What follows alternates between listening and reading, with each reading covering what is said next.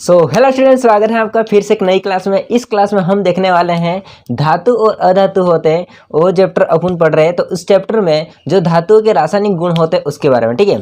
तो वीडियो को लास्ट तक जरूर देखना चाहिए। अपन वीडियो को स्टार्ट करते हैं। हालांकि मैं धीरे धीरे पढ़ाऊंगा, आपको समझ में आ जाएगा, है ना। इस तरह से नहीं बोलूंगा। अभी देखिए ध्यान से आगे, ठीक है।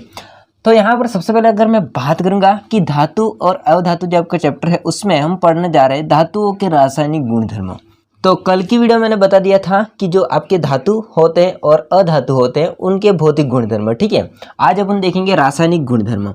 रासायनिक गुणधर्म में सबसे पहले अभिक्रिया की मैं बात करूंगा। तो सबसे पहले जो अभिक्रिया का नाम है वो है वायु के साथ अभिक्रिया। जब आपके धातु होते हैं वायु के साथ अभिक्रिया करते हैं भाई साहब, तो क्या बनाते हैं। देखो, एक होता है भौतिक गुणधर्म, एक होता है रासायनिक गुणधर्म। जैसे अगर मैं बात करूंगा कि भौतिक गुणधर्म क्या होता है, जैसे कि मैं बात करता हूं कि एग्जांपल के थ्रू मान के चलिए आप कुछ देख रहे हैं ना, मान के चलिए लड़की देख रहे, तो उसके भौतिक गुणधर्म क्या हो जाएंगे। उसके बाल अच्छे हैं, है ना, गाल अच्छे हैं, कान नाक सब अच्छे हैं, वो देख सकते हैं ना। बुरे तो बुरे कहेंगे, तो वो उसके भौतिक गुण हो जाएंगे। उसके रासायनिक गुणधर्म क्या होते हैं वो आपको पता नहीं है। मतलब उसके जो आंतरिक गुण होते हैं वो अपन मान के चलिए रासायनिक गुण है कि वो क्रिया क्या करते हैं, ठीक है। जैसे कि गुस्सा वाली है या फिर ऐसी है ना, एग्जाम्पल के मान के चलिए, ठीक है।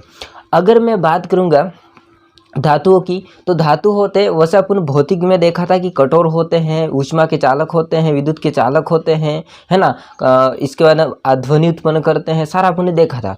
अब उनको देखना है कि वो किससे किससे क्रिया करके क्या बनाते हैं, है ना। मतलब उसके रासायनिक गुण क्या है, अंदर वाले गुण क्या हैं, उसके बारे में पढ़ेंगे। तो सबसे पहले अगर अपन बात करेंगे कि धातु होते हैं वो वायु से अगर क्रिया करते हैं तो क्या बनाते हैं, तो पढ़िए ध्यान से इस डेफिनेशन को कि धातुएं ऑक्सीजन के साथ, पढ़िए कि धातुएं ऑक्सीजन के साथ अभिक्रिया करके धातु ऑक्साइड बनाती हैं।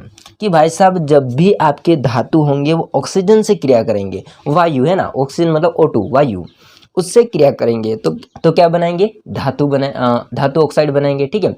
सो अपन देखते हैं एग्जाम्पल के थ्रू, ठीक है। मान के चलिए आपका धातु ले लिया मैंने कॉपर, ठीक है। फॉर एग्जाम्पल कॉपर धातु है, वो अगर वायु से यानी कि O2 से अभिक्रिया करता है जिसके फलस्वरूप बनाता है CuO, है ना। मैं इसको बैलेंस नहीं कर रहा हूँ ना, जैसे कि यहाँ पर 2 लिखना होगा, यहाँ पर भी 2 लिखना होगा, वो मैंने बैलेंस नहीं किया। सिंपल आपको बताया कि ये आपका धातु है कॉपर, इसका नाम है भाई साहब कॉपर धातु, ठीक है। और इसका नाम है वायु या फिर अपन कह सकते हैं ऑक्सीजन। जब क्रिया किया तो बना दिया कॉपर ने वायु के साथ मिलकर के ऑक्साइड, धातु ऑक्साइड। अब इसका नाम क्या होगा, तो इसका नाम हो जाता है कॉपर ऑक्साइड। क्या हो जाता है, कॉपर ऑक्साइड। ये भाई साहब काले कलर का होता है ऑक्साइड। किस कलर का होता है, काले कलर का होता है, ठीक है, काला होता है। अगर दूसरा अपन देखते हैं एग्जाम्पल, ये पहला एग्जाम्पल हो गया। सेकेंड एग्जाम्पल की मैं बात करूँगा तो सेकेंड एग्जाम्पल, यदि आपके पास है Mg कोई धातु, मैग्नीशियम और वायु वही O2, उसके साथ देखा जाए तो अभिक्रिया करके बनाता है MgO। ये है आपका मैग्नीशियम, ये है आपका वायु, तो बन गया है मैग्नीशियम ऑक्साइड, ठीक है।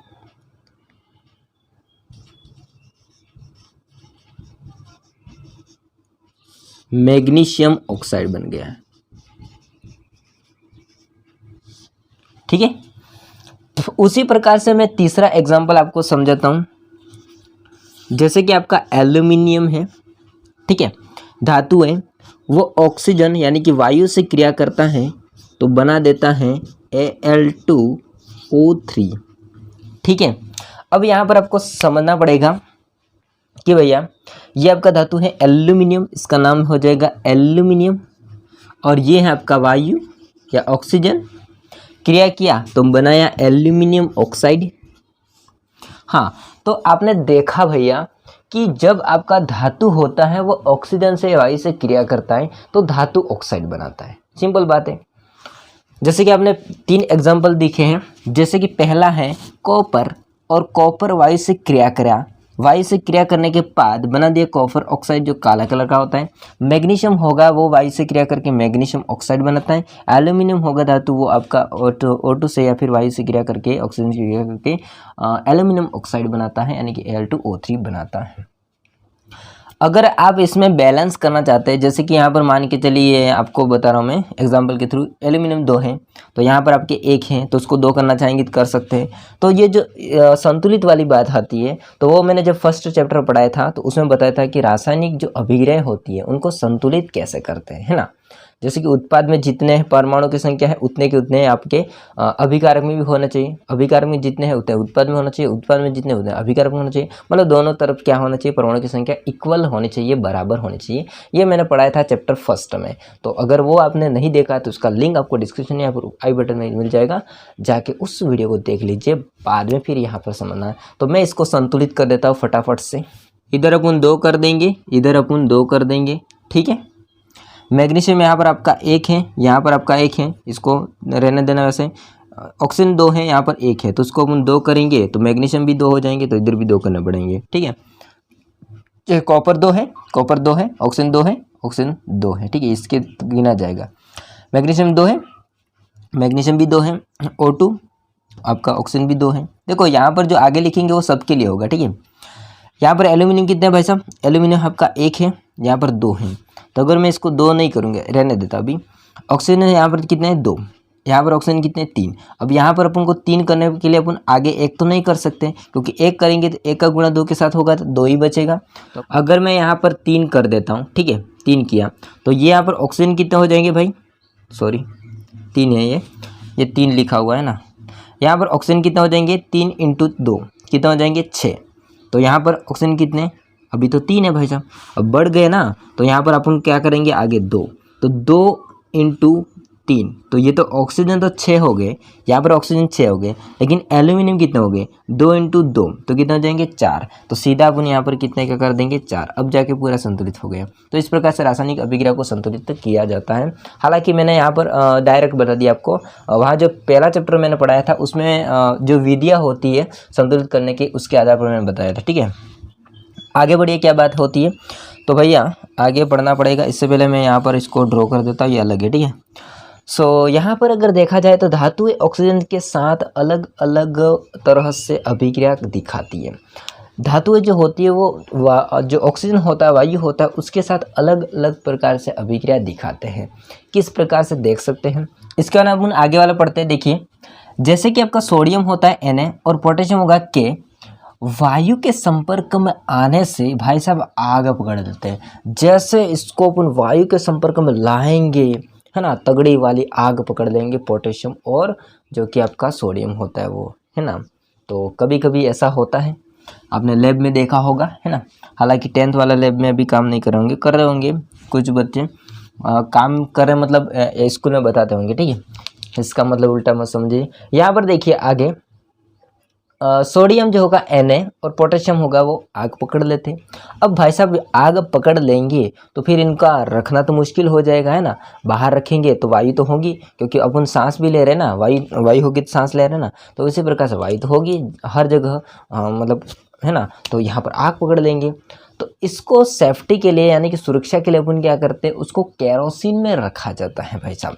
केरोसिन जो होता है उसमें रखा जाता है ना, पहले मिल रहा था ना राशन के रूप में, अभी तो नहीं मिल रहा है, तो केरोसिन होता है उसमें रखा जाता है। आपने देखा होगा केरोसिन, उसमें रखा जाता है सोडियम और पोटेशियम को सेफ्टी के लिए। इसके बाद अंदर रखेंगे तो आग नहीं पकड़ेंगे, बाहर निकालेंगे वायु संपर्क में आएंगे आग पकड़ लेंगे, ठीक है।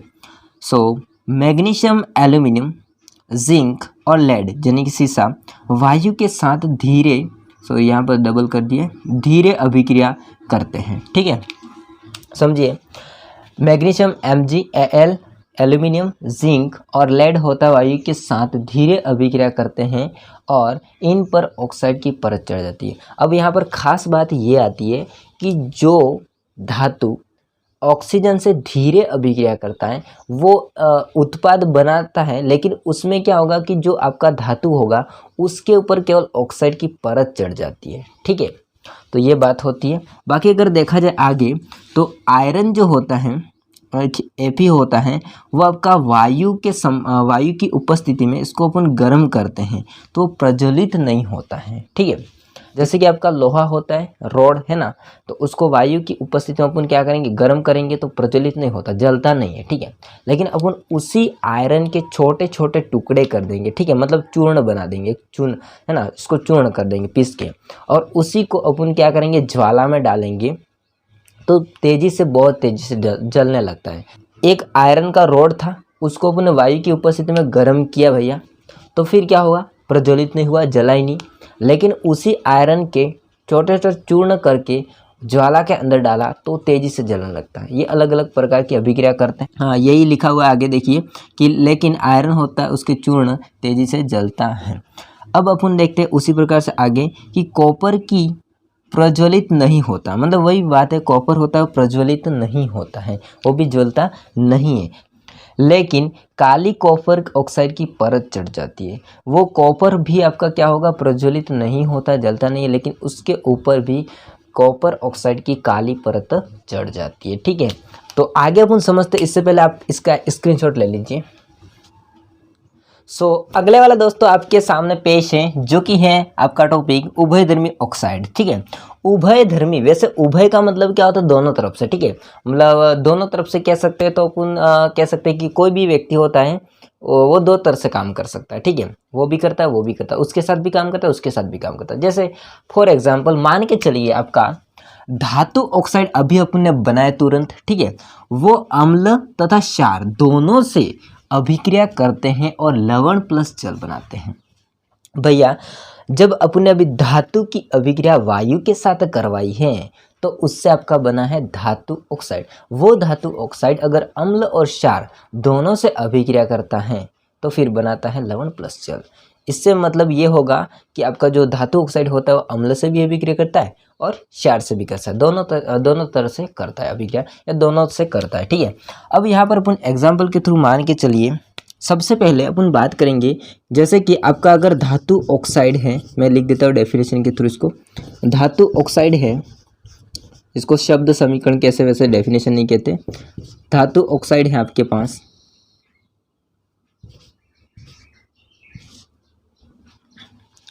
वो अगर अम्ल से अभिक्रिया करता है तो आपने देखा है क्या बनाएगा, लवण प्लस जल बनाएगा। अब इसका एग्जाम्पल ले लीजिए। धातु का ऑक्साइड है, मान के चलिए Al2O3। ठीक है, एल्यूमिनियम का ऑक्साइड है। ठीक है, अम्ल के रूप में मैंने ले लिया है HCl। क्या ले लिया है, HCl। तो इससे आपका बनेगा क्या भाई साहब, लवण। लवण के रूप में क्या बन जाएगा आपका, तो देखिए ध्यान से, क्या बनेगा लवण के रूप में, Al, एल्यूमिनियम होगा, वो क्लोरीन के साथ जुड़ेगा तो बनाएगा AaCl3 और साथ में आपका जल यानी कि H2O। ठीक है, अभी ये संतुलित समीकरण नहीं है, अभी सीधा मैंने आपको बताया है कि धातु ऑक्साइड एल्यूमिनियम ऑक्साइड, अम्ल HCl है, लवण बना AaCl3 प्लस जल बना आपका H2O। उसी प्रकार से अगर आपके पास धातु ऑक्साइड है, ठीक है, धातु ऑक्साइड है और क्षार है, तो बनेगा क्या, वही लवण प्लस जल। अब समझिए ध्यान से, धातु ऑक्साइड अपन यही लेते हैं वापस, Al2O3 प्लस क्षार के रूप में मैं ले लेता हूँ यहाँ पर सोडियम हाइड्रोक्साइड। ये एल्यूमिनियम होता है आपका, सोडियम से क्रिया करेगा अब की बार में, तो बनेगा क्या आपका, देखिए ध्यान से, लवण के रूप में NaAl और आपका जो ऑक्सीजन होता है उसमें O2 रहेगा O3 में से, तो यहाँ पर आपका रहेगा O2। ठीक है, और प्लस आपका H2O बनेगा। तो इस प्रकार से आपका लवण बन जाता है। इसका नाम हो जाता है सोडियम एल्यूमिनेट। ठीक है, इसका नाम क्या हो जाएगा, सोडियम एल्यूमिनेट। ठीक है, तो ये हो जाएगा आपकी अभिक्रिया। तो आपने देखा कि उभयधर्मी ऑक्साइड क्या होते हैं, वे धातु ऑक्साइड जो अम्ल तथा क्षार दोनों से अभिक्रिया करते हैं और लवण प्लस जल बनाते हैं। फॉर एग्जाम्पल आपका धातु ऑक्साइड अम्ल से अभिक्रिया करता है, लवण प्लस जल बनाता है, जैसे कि आपका Al2 प्लस HCl, तो आपका बनेगा AlCl3 एल्यूमिनियम क्लोराइड और H2O बन जाएगा, ये लवण है, ठीक है। उसी प्रकार धातु ऑक्साइड है आपका वही, है ना, और क्षार है आपका ये वाला NaOH, उससे आपका बन जाएगा लवण के रूप में सोडियम एल्यूमिनेट NaLO2, ठीक है, प्लस H2 बन जाएगा। अब इसको बैलेंस कर देता हूँ मैं, ठीक है, फटाफट से। सो फाइनली दोस्तों आप देख सकते हैं यहाँ पर मैंने संतुलित समीकरण कर दिया है, जिसमें यहाँ पर 6 जोड़ा है, यहाँ पर 2 जोड़ा है, यहाँ पर 3 जोड़ा है, यहाँ पर 2, यहाँ पर 2, है ना। आप गिन के देख सकते हैं, जैसे कि यहाँ पर एल्यूमिनियम है 2, ठीक है, तो यहाँ पर भी एल्यूमिनियम 2 है। ऑक्सीजन की बात करेंगे तो यहाँ पर ऑक्सीजन कितने 3 है, तो यहाँ पर ऑक्सीजन कितने हैं देखिए 3 है, ठीक है। ये वाला नहीं गिनना है अपन को, ये H2 है, ठीक है। ये ऑक्सीजन कितने 3। इसके बाद अपन देखेंगे हाइड्रोजन की बात करेंगे 6 है यहाँ पर हाइड्रोजन, और यहाँ पर हाइड्रोजन कितने हो जाएंगे 6, कैसे 3 × 2 तो कितने हो जाएंगे 6, संतुलित है। नीचे वाले देखिए Al2O3 जहाँ पर आपका 2 NaOH। अब इसमें आपको समझना है कि Al2 इसमें आपका एल्यूमिनियम 2 है, यहाँ पर भी आपके 2 हो जाएंगे क्योंकि ये सबके लिए होगा, ठीक है। तो एल्यूमिनियम हो जाएंगे 2। ऑक्सीजन कितना है देखिए, ऑक्सीजन यहाँ पर है 3, ठीक है, 3 तो ये रहे ऑक्सीजन, ध्यान रखना 3 तो ये है रहे ऑक्सीजन, बाकी यहाँ पर ऑक्सीजन है और कितने आगे संख्या 2। देखो इसको गिनेंगे कैसे, 3 + 2 गिनेंगे क्योंकि यहाँ पर दोनों अलग अलग है, ठीक है, बीच में प्लस है इसलिए। तो कितने हो जाएंगे 5 ऑक्सीजन हो जाएंगे। यहाँ पर देखिए ऑक्सीजन कितने हैं देखिए 2, और यहाँ पर O2 है, तो इसका तो इसके साथ गुणा होगा तो 4 हो जाएंगे, 2 दूनी 4, और यहाँ पर 1 है तो कितने हो जाएंगे 5। देन सोडियम है आपके 2, सोडियम है आपके 2। हाइड्रोजन कितने हैं, तो हाइड्रोजन आपका हो जाएगा, यहाँ पर H लिखा हो आगे लिखा हुआ है 2, तो 2 हाइड्रोजन है, यहाँ पर भी 2 हाइड्रोजन हो जाते हैं। इस प्रकार से यहाँ पर संतुलित समीकरण मैंने कर दिया है। बाकी उभयधर्मी ऑक्साइड आपने देखा है, एंड फर्स्ट आपने देखा है कि वायु के साथ जब धातु अभिक्रिया करते हैं तो धातु ऑक्साइड बनाते हैं, और किस प्रकार से बनाते हुए आपने एग्जाम्पल के थ्रू देखा है। सो इस वीडियो में इतना ही। तो आई होप को ये वीडियो अच्छा लगा, वीडियो को लाइक कीजिए, चैनल को सब्सक्राइब नहीं किया कर देना दोस्तों। मिलते हैं नेक्स्ट वीडियो में, तब तक के लिए बाय, जय हिंद, वंदे मातरम।